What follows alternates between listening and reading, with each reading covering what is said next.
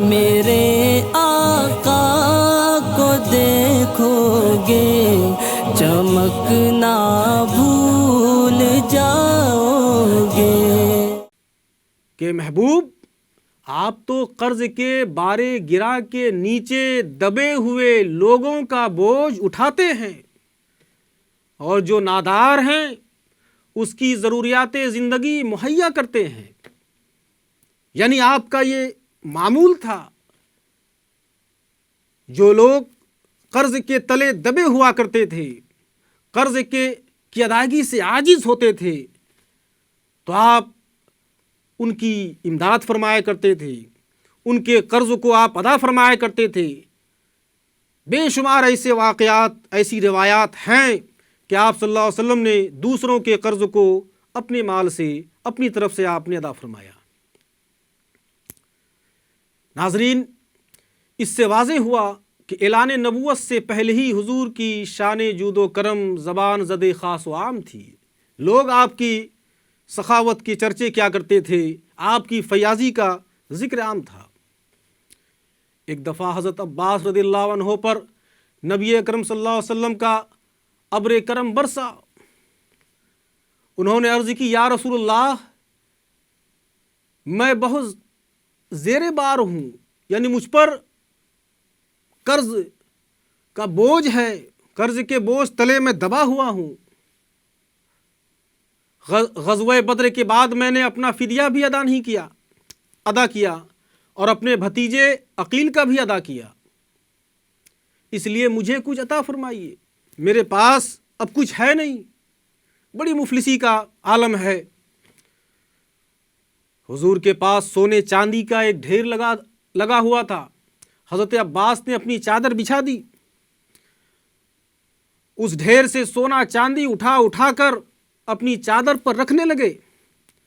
جب وہ اپنے دل کی حسرت پوری کر چکے، جہاں تک انہوں نے سمجھا کہ اتنے سے میری ضرورت پوری ہو جائے گی، اب مجھے آسانی میسر ہو جائے گی، تو اس کے بعد انہوں نے اپنی گٹھری کو باندھا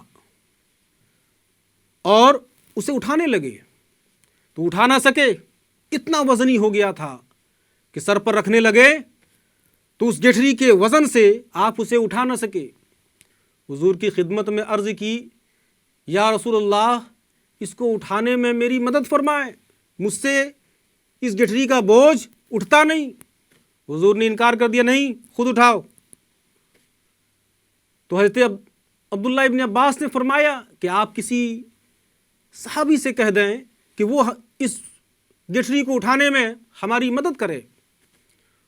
حضور نے پھر منع کر دیا کہ نہیں، خود اٹھاؤ.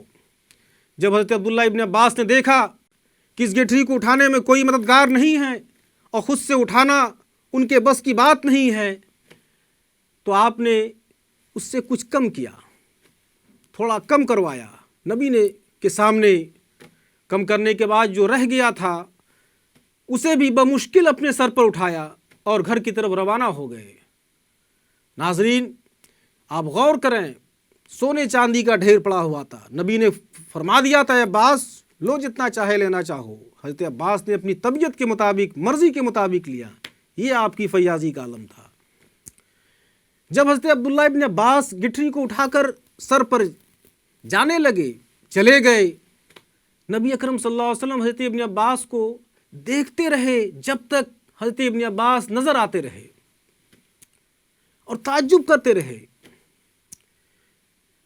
اس روایت کے بعد علامہ ابن کثیر فرماتے ہیں کہ حضرت ابن عباس طاقتور، بلند قامت اور سلیم الفطرت آدمی تھے. کوئی کمزور نہیں تھے کہ اٹھا نہیں پا رہے تھے، تندرست تھے، توانا تھے، طاقتور تھے.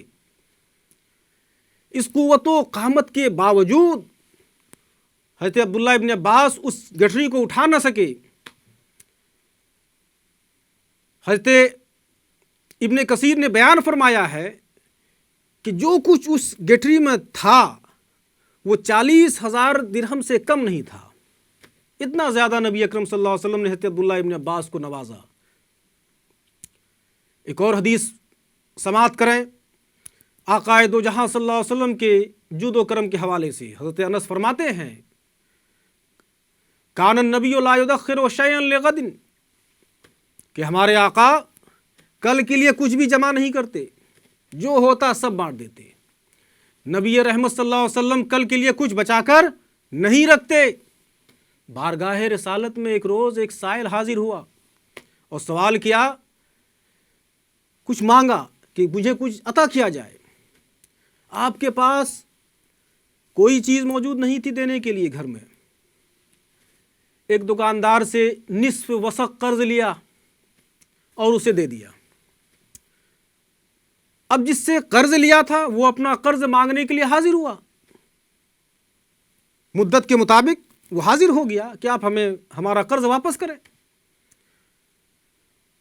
حضور اکرم صلی اللہ علیہ وسلم کی فیاضی کو ملاحظہ کریں، آپ نے اس شخص سے نصف وسق لیا تھا، لیکن جب قرض کی ادائیگی کی ہے تو نصف وسق قرض کی ادائیگی نہیں کیا، بلکہ نصف وسق کے علاوہ پورا ایک وسق دیا اور فرمایا کہ نصف وسق تو تمہارا قرض ہے اور نصف یہ میری طرف سے عطیہ ہے۔ یہ ہے آقائے دو جہاں صلی اللہ علیہ وسلم کی فیاضی اور آپ کی سخاوت۔ طبرانی نے حضرت ابن عمر رضی اللہ عنہما سے نقل کیا ہے، وہ فرماتے ہیں کہ حضور اکرم صلی اللہ علیہ وسلم ایک روز بزاز کپڑا فروش کے ہاں تشریف لے گئے اور اس سے 4 درہم کی قمیص خریدی۔ کتنے کی؟ 4 درہم کی قمیص خریدی۔ قمیص پہن کر حضور صلی اللہ علیہ وسلم باہر تشریف لے گئے۔ راستے میں ایک انصاری آ گیا، عرض کیا یا رسول اللہ، از راہ کرم یہ قمیص مجھے عطا فرما دیجئے۔ ابھی نئی قمیص خریدی تھی آقا نے، اس انصاری نے آپ سے مانگ لیا۔ بلا تعامل وہ قمیص آپ نے اتاری اور اس انصاری کو مرحمت فرما دی۔ پھر دکان پر تشریف لے گئے اور اپنے لیے 4 درہم کی ایک اور قمیص خریدی۔ اب آپ غور کیجئے کہ نبی اکرم صلی اللہ علیہ وسلم جب گھر سے تشریف لائے تھے اس وقت حضور کے پاس 10 درہم تھے، 8 درہم خرچ ہو گئے۔ پہلے 4 درہم کی قمیص خریدی اور وہ قمیص انصاری کو دے دیا، پھر دوبارہ 4 درہم کی قمیص خریدی۔ اب آپ کے پاس 2 درہم رہ گئے۔ اچانک حضور صلی اللہ علیہ وسلم نے دیکھا ایک لونڈی راستہ پر کھڑی رو رہی ہے۔ رحمت عالم نے اس سے پوچھا، تم کیوں رو رہی ہو؟ اس نے عرض کی، یا رسول اللہ، میرے گھر والوں نے مجھے 2 درہم دیے تھے تاکہ ان کا آٹا خرید کر لاؤں، وہ مجھ سے گم ہو گئے ہیں، اس لیے رو رہی ہوں کہ گھر کی مالکہ مجھے سزا دے گی، مارے گی۔ سرکار دو عالم صلی اللہ علیہ وسلم کے پاس جو 2 درہم باقی رہ گئے تھے تو حضور نے اس کو عطا فرمائے، دے دیا اسے۔ کچھ وقفہ کے بعد پھر دیکھا کہ وہ رو رہی ہے۔ حضور نے پوچھا، اب کیوں رو رہی ہو؟ 2 درہم تو ہم نے دے دیے تمہیں، تمہاری جو پریشانی تھی وہ تو ہم نے دور کر دیا، اب کیوں روتی ہو؟ تو اس نے عرض کی، میں ڈر رہی ہوں میرا مالک مجھے مارے گا۔ غریب نواز آقا، بندہ نواز آقا، مونس و غمخوار آقا، ہمارے آقا و مولا جناب محمد رسول اللہ صلی اللہ علیہ وسلم نے جب اس کی زبان سے یہ سنا کہ وہ اپنے آقا کے خوف سے گھر جانے سے ڈر رہی ہے تو آپ اس کے سفارشی بن کر اس کے ہمراہ تشریف لے گئے۔ جب ان کے گھر کے باہر پہنچے تو حسب معمول آپ کی عادت تھی کہ جب بھی گھر جاتے، کسی کے گھر جاتے تو پہلے اہل خانہ کو سلام کرتے، تو آپ نے حسب معمول اہل خانہ کو السلام علیکم فرمایا۔ اہل خانہ نے پہچان لیا کہ سلام دینے والے اللہ تعالیٰ کے حبیب ہیں، لیکن قصداً انہوں نے کوئی جواب نہ دیا۔ اس طرح آپ نے دوبارہ سلام کیا، پھر کوئی جواب نہ آیا۔ تیسری مرتبہ جب آپ نے السلام علیکم کہا تو اہل خانہ نے جواباً وعلیکم السلام عرض کیا۔ سرکار دو عالم صلی اللہ علیہ وسلم نے پوچھا کہ آخر کیا وجہ ہے؟ کیا تم نے پہلی مرتبہ میں میرا سلام نہیں سنا تھا؟ تو اس نے عرض کیا، ہاں یا رسول اللہ، میں نے سنا تھا، لیکن دانستہ طور پر جان بوجھ کر کے میں خاموش رہا تھا۔ تاکہ آپ میری یہ خواہش تھی کہ آپ بار بار سلام فرماتے رہیں مجھ پر اور میرے گھر پر آپ کی جانب سے سلامتی کا نزول ہوتا رہے، اسی ارادے سے میں نے آپ کے سلام کا جواب نہیں دیا۔ خیر، انہوں نے عرض کی یا رسول اللہ ہمارے ماں باپ آپ پر قربان، آپ نے کیسے قدم رنجا فرمایا؟ حضور نے فرمایا یہ بچی ڈر رہی ہے کہ تم اسے مارو گے، میں اس کی سفارش کے لیے اس کے ساتھ آیا ہوں۔ اس بچی کے مالک نے جب نبی اکرم صلی اللہ علیہ وسلم کی زبان مبارک سے یہ کلمہ سنا، یہ جملہ سنا، تو اس بچی کے مالک نے، اس لونڈی، اس باندی کے مالک نے عرض کیا ہے حرۃ لوجہ اللہ لممشاک معہا،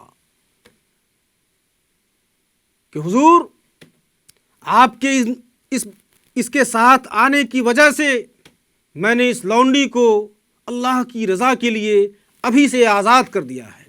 سبحان اللہ، سبحان۔ اسی طرح ایک اور حدیث میں حضرت عبداللہ ابن عمر رضی اللہ عنہما سے مروی ہے کہ اللہ تعالیٰ کے پیارے رسول نے ارشاد فرمایا لو ان لی مثل جبال تہامۃ ذہبا لقسمتہ بینکم ثم لا تجدونی کذوبا ولا بخیلا، کہ اگر میرے پاس اتنا سونا ہوتا جتنے تہامہ کے پہاڑ ہیں تو وہ سارے سونے کو میں تمہارے درمیان تقسیم کر دیتا اور تم مجھے نہ جھوٹا پاتے اور نہ بخیل۔ خدا کی قسم یہ حقیقت ہے، یہ نبی اکرم صلی اللہ علیہ وسلم کی تواضع ہے، ورنہ آپ تو مالک کونین ہیں۔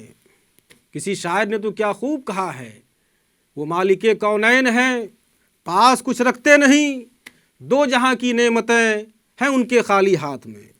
نبی اکرم صلی اللہ علیہ وسلم کی شان جود و سخا، آپ کے بحر جود و سخا سے پوری کائنات نے سیرابی حاصل کی، اور تا قیام قیامت آپ کے اس دریائے فیض سے سیراب ہوتی رہے گی۔ ناظرین، نبی اکرم صلی اللہ علیہ وسلم کے جود و کرم ہی کا نتیجہ تھا کہ وہ لوگ جن کے دلوں میں حضور صلی اللہ علیہ وسلم کی عداوت کی آگ بھڑک رہی تھی، لمحہ لمحہ آپ کو تکلیف دینے میں انہیں مسرت محسوس ہو رہی تھی، آپ کے اسی جود و کرم نے، آپ کی اس اخلاق کریمہ نے انہیں اپنا دیوانہ اور متوالا بنا دیا، اور وہ لوگ آپ پر دیوانہ وار نثار کرنے والے، جان و مال کو قربان کرنے والے ہو گئے۔ سبحان اللہ، سبحان اللہ۔ وآخر دعوانا ان الحمدللہ رب العالمین۔ سرورا شاہ کریمہ دستگیرہ اشرفا، میرے آقا کو دیکھو گے چمکنا